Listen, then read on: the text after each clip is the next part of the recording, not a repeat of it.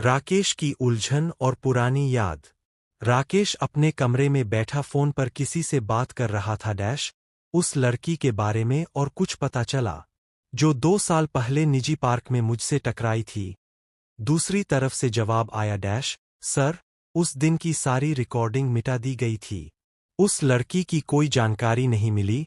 राकेश ने गुस्से में फोन काट दिया यह सब क्या है? पहले सिया, फिर हैप्पी, अब यह मीरा। सब एक जैसे क्यों लगते हैं? उसकी नज़र उस पुरानी तस्वीर पर पड़ी जो उसने पार्क में छिपाकर ली थी। उसमें एक लड़की थी जिसके बाल भूरे थे और जो बिल्कुल हैप्पी, सिया की तरह मुस्कुरा रही थी। यह सब किसी ने जानबूझकर छिपाया है। मुझे इसकी तह तक जाना ही होगा। उसने फैसला किया कि वह मीरा से बात करेगा, शायद उसके पास कुछ जानकारी हो। राकेश की कोशिश और कबीर की चाल। अगली दोपहर मीरा बगीचे में अकेली बैठी थी। राकेश ने मौका देखा और उसके पास जाने का नाटक करते हुए आगे बढ़ा भाभी, आप अकेली। पर उसने अभी 2 कदम बढ़ाए थे कि कबीर ने पीछे से आकर उसका कंधा पकड़ा जीजाजी, आपको क्या चाहिए? मैं भाभी को कुछ जरूरी काम से ले जा रहा हूं। राकेश का मुंह बंद हो गया क्या काम? कबीर मुस्कुराया घर का काम। दादी जी ने भाभी को बुलाया है। उसने मीरा का हाथ पकड़ा और उसे वहां से ले गया, राकेश को अपनी ही सोच में छोड़कर। राकेश ने गुस्से में अपनी मुट्ठी भींची यह कबीर हर बार मेरे रास्ते में आता है। गलियारे का धक्का। शाम को जब मीरा अकेले गलियारे से गुजर रही थी, तभी पीछे से एक जोरदार धक्का लगा। वह संतुलन खोकर दीवार से टकरा गई और जब उसने पीछे मुड़कर देखा तो राकेश वहां खड़ा था। उसके चेहरे पर वही शिकारी मुस्कान थी। भाभी, क्या बात है? डर गईं? मीरा की आंखें डर से फैल गई आप क्या कर रहे हैं? उसने जल्दी से अपने कदम पीछे बढ़ाए और फिर बिना कोई और शब्द बोले वह वहां से भाग गई जैसे उसकी जान बच रही हो। आर्यन और विवान की नजरें। यह सब आर्यन और विवान ने दूर से खिड़की के पास खड़े होकर देखा। विवान का गुस्सा 7वें आसमान पर था यह कमीना। उसने भाभी को धक्का दिया। भैया, हम अब क्या करेंगे? दीदी, अनु को इससे कैसे बचाएंगे? उसकी आवाज कांप रही थी और उसकी आंखों से पानी आ गया दीदी उसके साथ है और उसे पता नहीं है कि उसका पति क्या कर रहा है। यह कितनी बड़ी बात है भैया। उसने अपना चेहरा हाथों में छिपा लिया। पर आर्यन वह बिल्कुल शांत था। उसकी नजरें राकेश पर जमी थीं और उसके चेहरे पर कोई भाव नहीं था, बस एक गहरी बर्फीली खामोशी। उसने कुछ नहीं कहा। वह बस वहां खड़ा रहा और अपनी मुट्ठी भींच ली इतनी ताकत से कि उसकी उंगलियां सफेद पड़ गईं। वह हमेशा की तरह सबसे बड़ा भाई था जो रुकता है, सोचता है और फिर कार्रवाई करता है। विवान उसे रोने के लिए कह रहा था, पर आर्यन ने एक भी आंसू नहीं बहाया। उसने धीरे से विवान के कंधे पर हाथ रखा और बोला रुको, मुझे एक प्लान बनाने दो। आर्यन का अचानक ऐलान सुबह की रहस्यमयी हलचल। खन्ना मेशन में सुबह से ही एक अजीब सी हलचल थी। नौकर इधर-उधर भाग रहे थे, फूलों की मालाएं आ रही थीं और रसोई में मिठाइयां बन रही थीं। पर किसी को कुछ पता नहीं था, सिर्फ आर्यन, कबीर, विवान और दादा दादी को ही इसका राज मालूम था। आर्यन ने सुबह ही सबको बता दिया था आज मीरा के साथ मेरी सगाई है और यह सरप्राइज है, किसी को कुछ पता नहीं चलना चाहिए। विवान ने रसोई में खाने का ऑर्डर दिया, कबीर ने फूलों की व्यवस्था की और दादा दादी ने सबको डाइवर्ट करने का प्लान बनाया। पर सबसे बड़ी बात, मीरा को खुद इस बात का कोई अंदाजा नहीं था। वह सुबह उठी और अपने रूटीन के हिसाब से काम करने लगी, बिल्कुल बेखबर कि आज उसकी जिंदगी का सबसे बड़ा दिन है। सिया, हैप्पी का संघर्ष। सिया, हैप्पी अपने कमरे में थी जब अचानक दरवाजा खुला और अन्या अंदर घुसी हैप्पी, जल्दी तैयार हो, आज बहुत बड़ा फंक्शन है। सिया ने हैरानी से पूछा क्या फंक्शन? अन्या ने उसे एक लहंगा थमाते हुए कहा पहन यह। और चल। सिया का दिल धड़कने लगा डैश। लहंगा? पर मैं तो लड़का हूं। उसने मन में सोचा डैश। नहीं, अगर मैंने लहंगा पहना तो मेरा राज खुल जाएगा। पर अन्या ने उसे ऐसे घूरा कि वह चुप हो गई डैश। चुपचाप पहन। बड़े भैया ने सबके लिए गिफ्ट भेजे हैं और तुम्हारे लिए यह लहंगा खास है। सिया ने मजबूरन लहंगा पहना और अपनी पगड़ी और मूंछें उतार दीमबाल खोल दिए और चेहरे पर हल्का मेकअप किया। वह आईने के सामने खड़ी होकर खुद को देख रही थी डैश। मैं तो अपने ही राज से डर रही हूं। अगर किसी ने मुझे पहचान लिया तो। पर उसे समय नहीं मिला क्योंकि अन्या उसे खींचती हुई नीचे ले गई। नीचे का नजारा। नीचे हॉल को फूलों और रोशनी से सजाया गया था। बीच में एक छोटा सा मंच था और चारों तरफ परिवार के लोग खड़े थे। सावित्री जी, गायत्री जी, राघव जी, दादा दादी, कबीर, विवान, रेयांश, अन्या और हैप्पी। सिया, जो अब एक लड़की के रूप में खड़ी थी। मीरा को अभी तक कुछ पता नहीं था। वह अपने कमरे में थी जब अचानक आर्यन ने उसके कमरे का दरवाजा खोला और उसे एक सुंदर सी साड़ी और गहने पहनाए। मीरा ने पूछा डैश, यह सब क्या है? आर्यन ने मुस्कुराते हुए कहा डैश, बस मेरे साथ चलो। और वह उसे हाथ पकड़कर नीचे ले गया। जैसे ही मीरा नीचे उतरी सबने एक साथ कहा डैश, सरप्राइज। मीरा की आंखें फैल गईं। उसने देखा पूरा हॉल सजा हुआ था और आर्यन उसके सामने घुटने टेक कर बैठा था। उसके हाथ में एक छोटा सा डिब्बा था। उसने डिब्बा खोला। उसमें एक हीरे की अंगूठी चमक रही थी। मीरा, आज से तुम मेरी मंगेतर हो। क्या तुम मुझसे शादी करोगी? मीरा के मुंह से कोई शब्द नहीं निकला। उसकी आंखों में आंसू थे और उसने बस अपना हाथ बढ़ा दिया। आर्यन ने उसकी उंगली में अंगूठी पहनाई और सबने तालियां बजाईं। सिया, हैप्पी, यह सब देख रही थी। उसकी आंखों में खुशी और डर दोनों थे। वह फुसफुसाई डैश, मेरे जीजा अब तक नहीं हुए थे। ओह, मैं कितनी बुद्धू थी। उसने मन ही मन सोचा डैश, अब मीरा दीदी की शादी हो रही है और मैं यहाँ छुपी हूँ।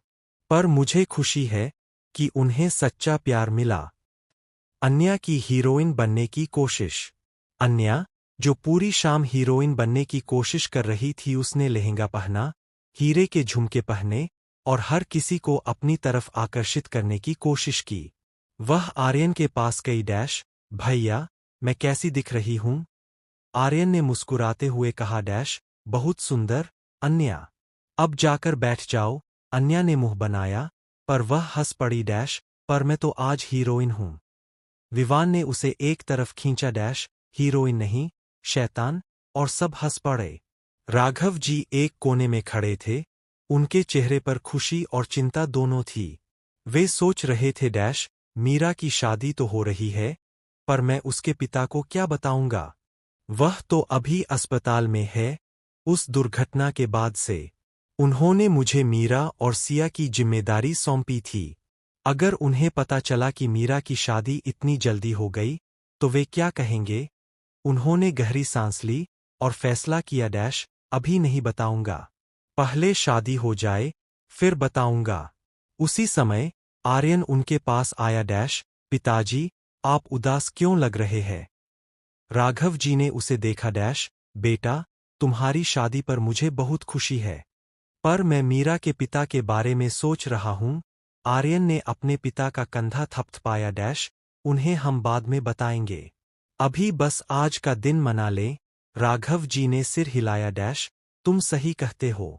चलो, अब केक काटो। सब लोग इकट्ठे हुए और आर्यन मीरा ने केक काटा, एक विशाल केक जिस पर लिखा था dash, to the future Mr and Mrs Khanna. सबने तालियां बजाईं और गिफ्ट्स दिए गए। सिया, हैप्पी, ने मीरा को गले लगाया डैश, भाभी, मुझे बहुत खुशी है। मीरा ने उसे देखा डैश, तुम आज बहुत सुंदर लग रही हो। हैप्पी। सिया ने हंसकर कहा डैश, आज तो फंक्शन है। पर उसके मन में एक बात थी डैश, मुझे इस परिवार को सच बताना होगा कि मैं कौन हूं। पर अभी नहीं, पहले शादी हो जाए। सावित्री जी का ऐलान। रात का खाना खत्म होने को था, तभी सावित्री जी, आर्यन की मां, ने अपनी प्लेट नीचे रखी और अपनी कड़क आवाज में पूरे हॉल को संबोधित किया। सुनो सब, मैंने एक फैसला लिया है। आज से, जब तक शादी की सारी रस्में पूरी नहीं हो जाती, आर्यन और मीरा अलग अलग कमरों में रहेंगे। यही हमारा पारिवारिक नियम है और कोई बहस नहीं। पूरे हॉल में सन्नाटा छा गया। आर्यन का मुंह खुलकर रह गया। माँ, क्या? अलग कमरे? पर हम तो। सावित्री जी ने उसे रोका। तुम क्या? मैं जानती हूं कि तुम दोनों पहले से ही एक कमरे में हो, पर अब शादी की तैयारियां है और यह उचित नहीं है कि दूल्हा दुल्हन शादी से पहले साथ रहें। यह मेरा अंतिम फैसला है। आर्यन ने इनकार करने की कोशिश की। पर माँ, मीरा को अकेले। पर सावित्री जी ने अपना हाथ उठा दिया। बस, मीरा मेरे साथ रहेगी और तुम अपने कमरे में। आर्यन का चेहरा उतर गया और उसने मीरा की तरफ देखा जो अपनी हंसी छिपाने की कोशिश कर रही थी, पर उसकी आंखों में एक शरारत थी। आर्यन ने कहा। माँ, यह तो बहुत बड़ी सजा है। सब हंस पड़े और सावित्री जी ने मुस्कुराते हुए कहा। सजा नहीं, संस्कार। अब जाओ, सो जाओ। सिया की चहल पहल। उधर हैप्पी सिया हॉल में लड़कियों के बीच बैठी थी और वह अपना चहिता बन चुकी थी। उसकी पंजाबी बोली, उसकी बेफिक्री और उसकी हंसी ने सबको अपनी तरफ आकर्षित कर लिया था। यहाँ तक कि गायत्री जी और सावित्री जी भी उससे खुश थीं। वह कैंटीन की तरफ उछल उछल कर गई और टेबल पर रखे केक और पेस्ट्री को अपने हाथों से उठाकर खाने लगी जैसे उसे किसी चिंता की कोई फिक्र ही न हो। उसके पास लड़कियां जमा हो गई। हैप्पी, तुम बहुत मजेदार हो। हमें तुमसे दोस्ती करनी है। सिया ने खाना मुंह में ठूंसते हुए कहा। ओए, दोस्ती तो होगी, पर पहले मुझे यह पेस्ट्री पूरी कर लेने दो। सब हंस पड़े। रेयांश ने अन्या से फुसफुसाया। यह क्या कर रहा है? हम तो इसे परेशान करने आए थे और यह सबके साथ घुल-मिल गया है। अन्या ने मुंह बनाया। पर यह तो बहुत प्यारा है। मुझे भी इसके साथ दोस्ती करनी है। रेयांश ने आश्चर्य से देखा। तू तो इसकी दुश्मन थी। अन्या ने शरारत से कहा। दुश्मनी तो बाद में, पहले पेस्ट्री खाने दो। और वह भी हैप्पी के पास जाकर बैठ गई।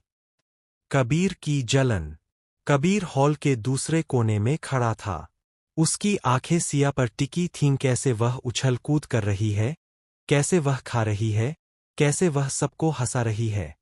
उसे देखकर कबीर के अंदर एक अजीब सी जलन पैदा हो रही थी। यह लड़की मुझे पागल कर रही है। आज जब वह लहंगे में थी तो मेरा दिल धड़क रहा था, और अब यह बेफिक्र होकर पेस्ट्री खा रही है जैसे मैं हूं ही नहीं। उसने सोचा। मुझे उसके पास जाना ही चाहिए। वह आगे बढ़ा और सीधे सिया की तरफ जाने लगा, पर उसी समय उसकी नज़र सिया के पीछे आए विवान पर पड़ी। रात की चांदनी और सिया का असली रूप। रात गहरी हो चुकी थी। पूरी हवेली सो गई थी, सिवाय एक कमरे के जहां सिया, हैप्पी, अकेली बैठी थी। खिड़की से आती चांदनी उसके कमरे में झिलमिला रही थी। उसने धीरे धीरे अपनी पगड़ी उतारी, अपने लंबे बाल खोले और अपने चेहरे पर लगा हुआ गहरा रंग हटाने लगी।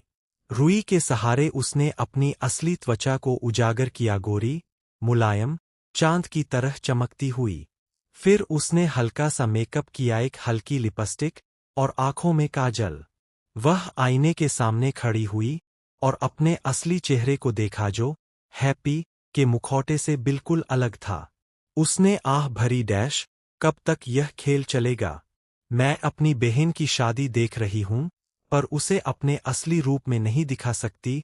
उसने आंखें बंद कर लीं और उसके दिमाग में एक पुरानी याद आई जब वह पहली बार इस घर के किसी सदस्य से मिली थी।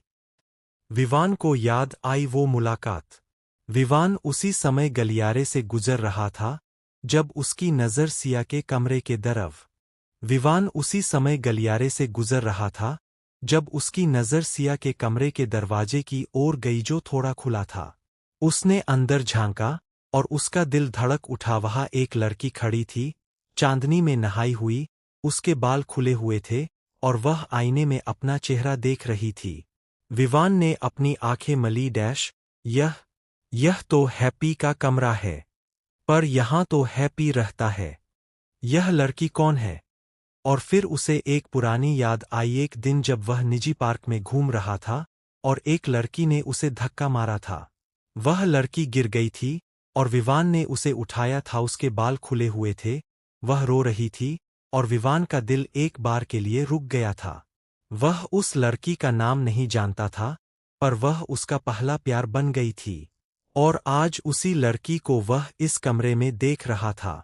यह वही है सिया, वही लड़की जो मुझे कभी मिली थी और वह हैप्पी के रूप में यहाँ है। उसके दिमाग में बिजली कौंधी डैश। तो यही है रहस्य। हैप्पी कोई लड़का नहीं, बल्कि यह लड़की है सिया। विवान का दिल धड़कने लगा, पर वह हिला नहीं। वह सोच रहा था डैश, इतने सालों बाद मैं उसे फिर से देख रहा हूँ और वह मेरे घर में है, मेरे भाई की बहू की बहन के रूप में। पर मैंने उसे कभी बताया नहीं कि मैं उससे प्यार करता था। कबीर की एंट्री और भड़ास। इसी बीच कबीर भी अपने कमरे से निकला था। उसे कुछ पानी पीना था। उसने देखा कि विवान सिया के कमरे के दरवाजे पर खड़ा है। वह चुपके से आया और उसने देखा कि विवान अंदर झांक रहा है। उसने झटके से विवान को खींचा डैश। तू यहाँ क्या कर रहा है? विवान चौंका डैश। तू? मैं तो बस। कबीर ने अंदर झांका और उसने सिया को उसके असली रूप में देखा। उसकी आंखें आग बन गईं। वह विवान को गलियारे में ले गया और धीमी, खतरनाक आवाज में बोला डैश, तूने उसे देखा? तू जानता है कि वह कौन है? विवान ने सिर हिलाया डैश। हाँ, वह सिया है। मैं उसे पहले भी मिला था, बहुत साल पहले। कबीर ने उसे और करीब खींचा डैश। सुन, वह मेरी है। मैं उसे पहले से जानता हूँ और मैं उससे प्यार करता हूँ। तुझे उससे दूर रहना होगा। विवान ने शांत रहने की कोशिश की डैश। कबीर, यह कोई चीज नहीं है जिस पर मालिकाना हक जताया जाए। वह एक इंसान है और उसे खुद फैसला करने का हक है। कबीर ने उसे ऐसे देखा जैसे वह उसे मार डाले डैश। तू मुझे चुनौती दे रहा है? विवान ने अपनी मुस्कान नहीं खोई डैश। चुनौती नहीं, पर सच बता रहा हूँ। अगर तू सच में उससे प्यार करता है तो उसे पता होना चाहिए और उसे खुद चुनना चाहिए। कबीर ने अपनी मुट्ठी भींची डैश। मैं उसे पहले से अपना मान चुका हूँ।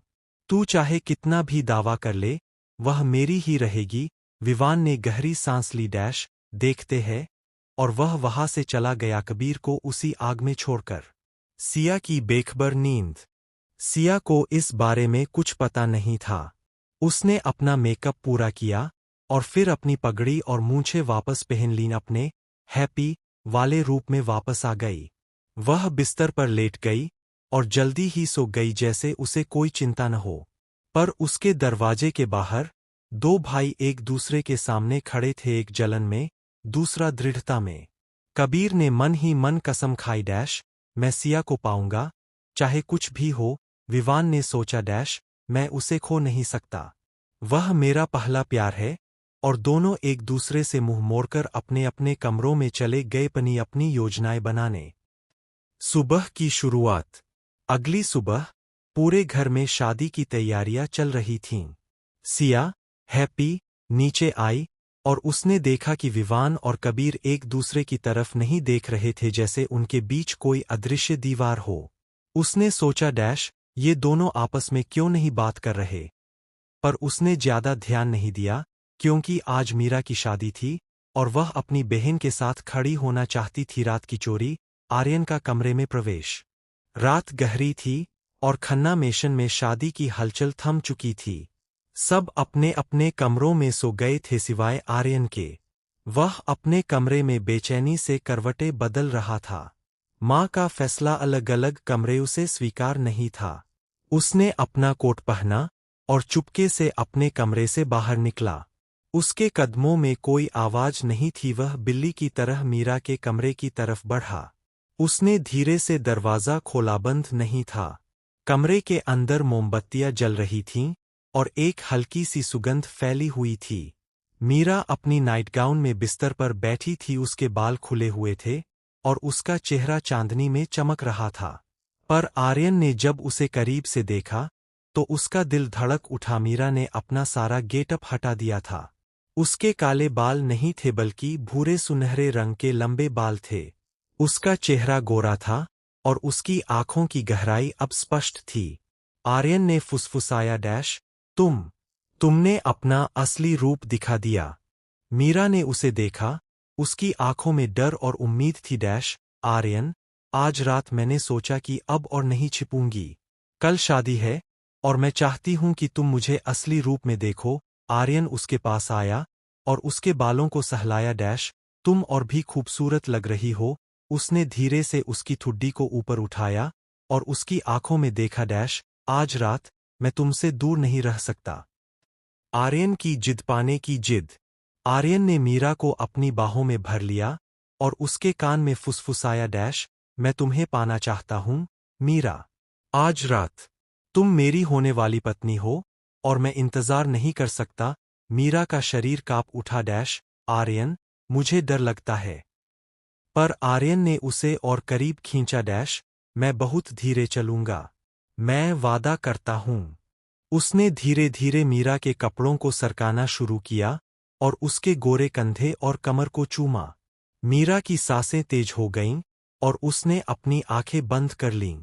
पर जब आर्यन ने अपनी शर्ट उतारी और उसकी मांसपेशियों से भरी छाती सामने आई तो मीरा की आंखें फैल गईं। उसने इतना करीब से कभी किसी आदमी को नहीं देखा था। उसके दिमाग में बिजली दौड़ी और उसकी आंखों के आगे अंधेरा छा गया। वह बेहोश हो गई। बेहोशी और आर्यन का रुकना। जब मीरा की आंखें खुलीं तो उसने देखा कि आर्यन उसके पास बैठा है और उसके चेहरे पर पानी के छींटे मार रहा है। मीरा, जागो। मीरा ने करवट ली और धीरे से बोली। क्या हुआ? आर्यन ने राहत की सांस ली। तुम बेहोश हो गई थीं। मुझे अपने शरीर को देखकर मीरा का चेहरा लाल हो गया। मुझे माफ कर दो। मैं तुम्हारा शरीर देखकर डर गई। आर्यन ने हंसते हुए कहा। तो क्या मैं इतना भयानक दिखता हूं? मीरा ने अपनी नजरें नीचे कर ली। नहीं, बहुत सुंदर हो, पर मैं तैयार नहीं थी। आर्यन के पास अब सुनहरा मौका था। वह मीरा की कमजोरी का फायदा उठा सकता था, पर उसने ऐसा नहीं किया। वह मीरा के करीब आया और उसके माथे पर एक हल्का चुम्मा दिया। कोई बात नहीं, मैं तुम्हें तैयार होने का समय दूंगा। और उसने धीरे से मीरा के कपड़े संभालने में मदद की। पर जब वह अंतिम कदम उठाने वाला था, जब उसका हाथ उसकी कमर पर था और वह उसे और करीब खींच रहा था, तो मीरा ने अचानक अपना हाथ उठाया और आर्यन की छाती पर थपथपाया। रुको, पैकअप। आर्यन चौंक गया। क्या पैकअप? मीरा ने गहरी सांस ली और धीरे से बोली। हाँ, पैकअप। मैं नहीं कर सकती, आर्यन।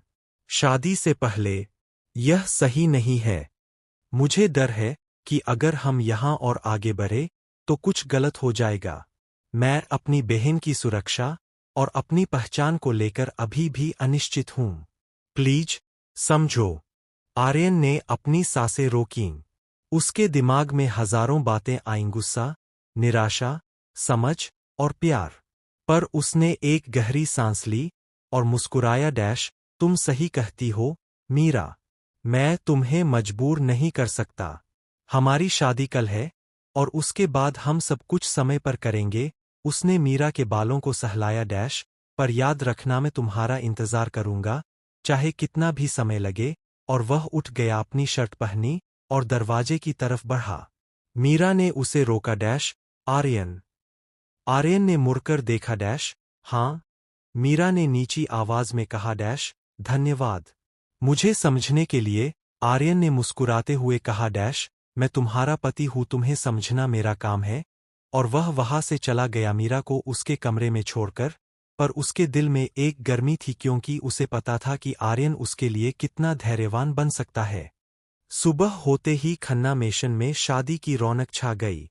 फूलों की मालाएं, मिठाइयाँ और मेहमानों की आवाज, सब कुछ जैसे जश्न मना रहा हो।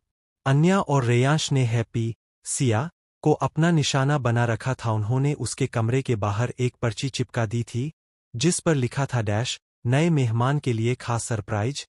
जब सिया ने वह पर्ची पढ़ी तो उसे कुछ शक हुआ, पर उसने सोचा डैश शादी का दिन है, कोई मजाक होगा। अन्या और रेयांश ने उसे उसके कमरे से बाहर निकालने की योजना बनाई।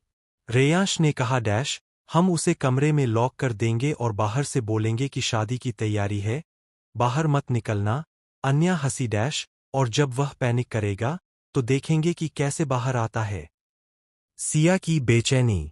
सिया, जो अब तक हैप्पी के रूप में थी, कमरे के अंदर इधर-उधर भाग रही थी। उसका दिल जोर-जोर से धड़क रहा था और उसके हाथ कांप रहे थे। उसने दरवाज़ा खटखटाया डैश अरे कोई तो खोलो, मुझे बाहर निकालो, पर बाहर से कोई आवाज नहीं आ रही थी। उसने खिड़की की तरफ देखा, वहां से भी निकलना मुश्किल था। वह घबरा गई डैश क्या हो रहा है? मुझे तो शादी की तैयारी में जाना है। मीरा दीदी मेरा इंतजार कर रही होंगी। उसने अपनी पगड़ी उतार दी, अपने बाल खोल दिए, मानो उसे लगा कि अगर कोई आएगा और उसे असली रूप में देखेगा तो शायद उस पर दया आएगी और वह उसे बाहर निकालेगा। पर कोई नहीं आया। वह एक कोने में बैठ गई और अपने घुटनों को छाती से लगा लिया डैश मैं फंस गई हूं। मुझे क्या करना चाहिए? उसने अपनी आंखें बंद कर लीं और गहरी सांस लेने की कोशिश की डैश शांत रहो सिया, कोई न कोई आएगा। अन्या और रेयांश की मस्ती। बाहर अन्या और रेयांश हंस रहे थे डैश हैप्पी को कमरे में बंद करके कितना मजा आ रहा है। अन्या ने कहा डैश अब यह शादी के बाद बाहर आएगा, तब तक हम अपना काम कर लेंगे। रेयांश ने कहा डैश पर क्या यह बहुत ज्यादा नहीं है? शादी का दिन है और हमने उसे बंद कर दिया है। अन्या ने उसे टोका डैश तू बहुत सोचता है। चल नीचे चलते हैं और देखते हैं कि हैप्पी कब बाहर आता है। और दोनों हंसते हुए नीचे चले गए। सुबह की बेचैनी।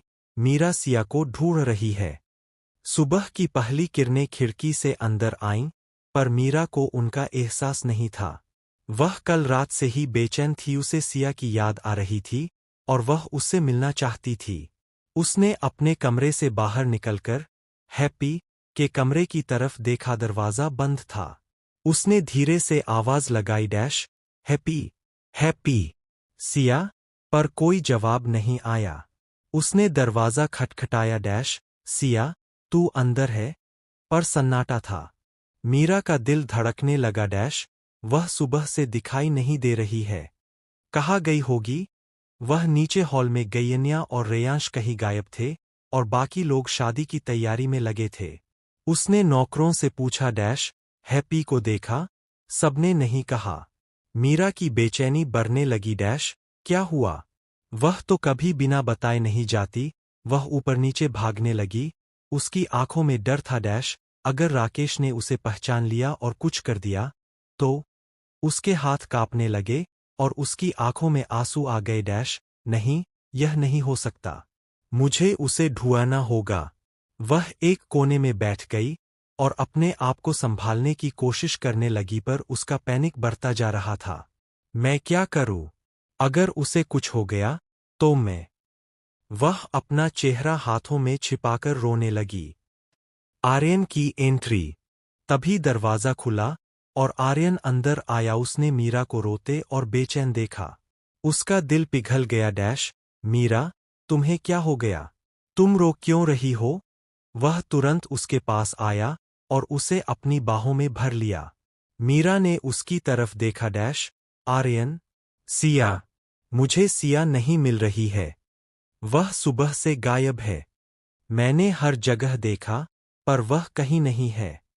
मुझे डर है कि राकेश ने उसे पहचान लिया होगा या कुछ और। वह और जोर से रोने लगी डैश मैं उसे खो नहीं सकती आर्यन, वह मेरी बहन है। आर्यन ने उसे और करीब खींचा डैश चुप रहो मीरा, मैं तुम्हारे साथ हूं। हम उसे ढूंढेंगे। उसने मीरा के आंसू पोंछे और उसकी आंखों में देखा डैश तुम बताओ आखिरी बार तुमने उसे कहाँ देखा था? मीरा ने कहा डैश कल रात उसके कमरे में, पर वह सो रही थी। आज सुबह जब मैं उसके पास गई तो दरवाजा बंद था और वह अंदर नहीं दिख रही थी। आर्यन ने उसका हाथ पकड़ा डैश। चलो, हम उसके कमरे पर चलते हैं। सिया के कमरे पर पहुंचना। जब वे सिया, हैप्पी, के कमरे के पास पहुंचे, तो दरवाजा अंदर से बंद था। आर्यन ने खटखटाया डैश। हैप्पी। सिया। अंदर से आवाज नहीं आई। मीरा की आंखों में फिर आंसू आ गए डैश। वह वहां नहीं है। कहाँ गई होगी? पर आर्यन ने ध्यान से दरवाजे की कुंडी देखी, बाहर से बंद थी। यह तो बाहर से बंद है, किसी ने उसे अंदर बंद कर दिया है। मीरा की आंखें फैल गई डैश। कौन? क्यों? आर्यन ने एक जोरदार धक्का दिया, दरवाजा टूट गया। दरवाजा टूटा। अंदर का नजारा। आर्यन का एक जोरदार धक्का और दरवाजा चरमराता हुआ टूट गया। अंदर का नजारा देखकर मीरा की चीख निकल गई डैश। सिया। सिया, हैप्पी, फर्श पर बैठी थी। उसके बाल बिखरे हुए थे और वह बेतहाशा चीख रही थी डैश। बचाओ! मुझे निकालो! ये जानवर है! प्लीज! उसके चारों ओर छिपकलियां दीवारों और फर्श पर दौड़ रही थीं, कुछ छोटी, कुछ बड़ी, और सिया का पूरा शरीर कांप रहा था। वह अपनी जान बचाने के लिए एक कोने में सिमट गई थी और उसके हाथ उसके सिर पर थे, जैसे वह किसी बुरे सपने से जागना चाहती हो। मैं घर छोड़ दूंगी। मैं यहां से चली जाऊंगी। बस मुझे बाहर निकालो। वह रोते रोते बोली, उसकी आवाज टूट रही थी। पर जैसे ही आर्यन और मीरा अंदर आए, सिया की आंखों के आगे अंधेरा छा गया। वह बेहोश होकर फर्श पर गिर पड़ी। मीरा का गुस्सा और आंसू। मीरा दौड़कर सिया के पास गई और उसे अपनी बाहों में उठाया डैश। सिया! सिया! जाग! उसने सिया को पानी के छींटे मारे, पर वह नहीं उठी। मीरा की आंखों से आंसू बह निकले डैश। अन्या! रेयांश! तुम दोनों ने यह क्या किया है? उसने गुस्से से पीछे मुड़कर देखा। अन्या और रेयांश दरवाजे पर खड़े थे। उनके चेहरे पर अब मजाक नहीं, बल्कि डर था। अन्या का चेहरा पीला पड़ गया डैश। हमने तो बस मजाक किया था। हमें नहीं पता था कि उसे छिपकलियों से इतना डर लगेगा। रेयांश ने कांपती आवाज में कहा डैश। हमने सोचा था कि वह उछलेगा, हंसेगा, पर यह। आर्यन ने उन्हें ऐसी नजर से देखा कि दोनों सहम गए डैश। बस करो। तुम दोनों अब अपने कमरे में जाओ, और जब सिया होश में आए, तब मुझसे बात करो। अन्या और रेयांश चुपचाप वहां से चले गए। उनकी आंखों में पछतावा था। सिया को होश में लाना। आर्यन ने धीरे से सिया को उठाया और बिस्तर पर लिटाया। मीरा ने उसके सिर के नीचे तकिया रखा और उसके माथे पर हाथ रखा डैश। बहुत तेज बुखार है। डर के मारे बेहोश हो गई है। वह उसके हाथों को सहलाने लगी डैश। सिया, मैं हूं ना, तेरी बहन। तू डर मत। कुछ देर बाद सिया की पलकें हिलीं और उसने धीरे धीरे अपनी आंखें खोली डैश। दीदी? उसने मीरा को देखा और फिर उसे कल की घटना याद आई। वह फिर से रोने लगी डैश। मुझे बहुत डर लगा। वे जानवर। और मैं अकेली थी। मीरा ने उसे गले से लगा लिया डैश। चुप रहो, अब मैं हूं। तुझे कोई नुकसान नहीं पहुंचाएगा। परिवार की प्रतिक्रिया। परिवार की प्रतिक्रिया और आर्यन का गुस्सा। जब सिया को होश आया, तो पूरा परिवार उसके कमरे में इकट्ठा था। दादी जी ने अन्या और रेयांश को डांटा डैश। तुम दोनों को शर्म आनी चाहिए। एक लड़के को इस तरह डराना यह कोई मजाक नहीं है। अन्या के चेहरे पर गुस्सा और शर्म दोनों थी डैश। मुझे पता नहीं था कि उसे छिपकलियों से इतना डर लगता है। और हमने तो बस मजाक किया था। पर आर्यन का गुस्सा सातवें आसमान पर था डैश। मजाक? तुम दोनों ने एक लड़के को कमरे में बंद करके छिपकलियां डाल दी, और तुम कह रहे हो कि मजाक था। अगर सिया को कुछ हो गया होता, तो तुम दोनों जिम्मेदार होते। अन्या की आंखों में आंसू आ गए डैश। भैया, आपने मुझसे कभी ऐसी बात नहीं की। पर आर्यन ने उसे रोका डैश। क्योंकि तुमने कभी इतनी बड़ी गलती नहीं की थी। आज तुम्हें अपनी गलती का एहसास होना चाहिए। रेयांश ने झुककर सिया के सामने हाथ जोड़े डैश। माफ कर दो, हम सच में बहुत बेवकूफ थे। हम फिर कभी ऐसा नहीं करेंगे। दादाजी ने हस्तक्षेप किया डैश। बस करो, आर्यन। उन्होंने माफी मांग ली है। अब शादी की तैयारी पर ध्यान दो। आर्यन ने गुस्से में अपना मुंह घुमाया डैश। मैंने कहा अगर फिर से ऐसा हुआ, तो मैं किसी को नहीं बख्शूंगा, और वह वहां से चला गया, सबको उसके गुस्से में सन्नाटे में छोड़कर। अन्या का गुस्सा और पछतावा। अन्या अपने कमरे में गई और उसने अपना तकिया जोर से दीवार पर मारा। भैया ने मुझसे ऐसे बात की पहली बार। सब सिया की वजह से है। पर जब उसने सोचा कि सिया कितनी डर गई थी, तो उसका गुस्सा पिघल गया। शायद मैं गलत थी, पर उसे पता नहीं था कि हम सिर्फ मजाक कर रहे थे। उसने फैसला किया। मैं सिया से माफी मांगूंगी पक्की वाली। और वह सो गई, पर उसके मन में एक बात थी। सिया अब परिवार का हिस्सा है और मुझे उसे स्वीकार करना होगा। कबीर की चोरी। रात का खेल। रात गहरी थी और पूरी हवेली सो गई थी सिवाय कबीर के। वह चुपके से अपने कमरे से निकला और सिया के कमरे के दरवाजे पर पहुंचा। खुला था। उसने अंदर झांका। सिया बिस्तर पर सो रही थी। उसके बाल बिखरे हुए थे और उसका चेहरा शांत था। कबीर का दिल धड़कने लगा। आज वह अपने असली रूप में है और मैं उसे पाना चाहता हूं। वह बिस्तर के किनारे बैठ गया और धीरे से सिया को अपनी बाहों में भर लिया, जैसे कोई अपने प्यार को संभालता है। उसने उसके बालों को सहलाया और उसके माथे पर हल्का चुम्मा दिया। सिया, वह बहुत डर जाएगा। फिर उसने उसके होठों को अपने होठों से छुआ। बहुत हल्का। सिया के शरीर से तनाव धीरे धीरे छूटने लगा। उसकी आंखें बंद हो गईं और उसके होंठ कबीर के होठों के साथ बहने लगे। कबीर ने अपनी जीभ को उसके होठों के बीच धीरे धीरे भेजा। एक कोमल, प्यार भरी फ्रेंच किस। सिया ने पहले तो हिचकिचाया, पर फिर उसने भी उसे अपनी जीभ से जवाब दिया, जैसे वह उस स्पर्श में खो रही हो। कबीर ने उसे और करीब खींचा, उसकी पीठ पर हाथ फिराया, उसके बालों को सहलाया और उसे अपने सीने से चिपका लिया। सिया का पूरा शरीर अब शांत हो चुका था। उसकी सांस। सिया ने बेहोशी में एक हल्की सी आवाज निकाली। हम। पर वह नहीं उठी। कबीर ने उसे और करीब खींचा और उसे गले लगाकर कुछ देर तक रखा, मानो वह उसे अपने अंदर समा लेना चाहता हो। सिया की नींद में बोली। अचानक सिया की पलकें हिलीं और उसने धीरे धीरे अपनी आंखें खोलीं। उसने कबीर को अपने बगल में देखा और उसकी आंखें फैल गई। कबीर, तुम यहाँ क्या कर रहे हो? पर उसने हैप्पी वाली आवाज में कहा। यार, मैं तो लड़का हूं। तुम कैसे ऐसे? पर वह पूरी बात नहीं कह पाई, क्योंकि कबीर ने उसके होठों पर अपनी उंगली रख दी। चुप रहो सिया। मुझे पता है कि तुम लड़की हो। मुझे पता है कि तुम कौन हो। और मुझे पता है कि मैं तुमसे प्यार करता हूं। सिया की आंखें नम हो गई। तुम्हें पता है? कब से? कबीर ने मुस्कुराते हुए कहा। जिस दिन से तुम इस घर में आई हो। मैंने तुम्हारे हर राज को जाना है, पर मैंने कभी किसी को नहीं बताया, क्योंकि मैं चाहता था कि तुम खुद मेरे सामने आओ। सिया ने अपना चेहरा उसके सीने पर छिपा लिया। मुझे डर था कि कोई मुझे पहचान लेगा। कबीर ने उसे और करीब खींचा। अब कोई डर नहीं। अब तुम मेरी हो। सुबह हुई और सिया अपने कमरे में अकेली थी।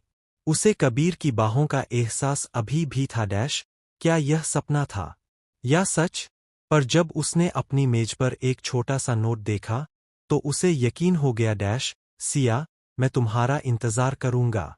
कबीर। वह मुस्कुराई। यह सच है।